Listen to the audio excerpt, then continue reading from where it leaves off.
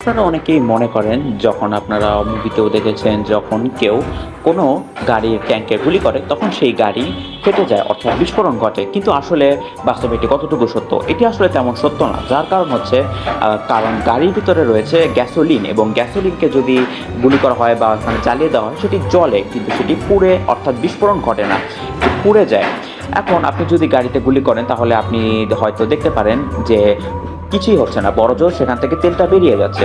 তার কারণ হচ্ছে যে গাড়ির ভিতর কোনো অক্সিজেন নেই এবং আগুন ধরার জন্য অক্সিজেন লাগে। এখন আপনি যদি ধরেনও যদি এর ভিতর অক্সিজেন আছে তারপরও আগুন ধরার জন্য আপনার স্ফুলিঙ্গ অথবা একটি স্পার্ক লাগবে। যদি আপনি স্পার্কও পেয়ে যান তাহলে বড়জোর হলে আপনার সেই গাড়িটিতে আগুন ধরে যাবে, কিন্তু সেটি বিস্ফোরণ ঘটার কথা না। এইভাবেই সাধারণত গ্যাসোলিন কাজ করে, কিন্তু মুভির জন্য সেটি দেখতে আপনার কাছে অবশ্যই ভালো লাগতে পারে, কুল লাগতেই পারে।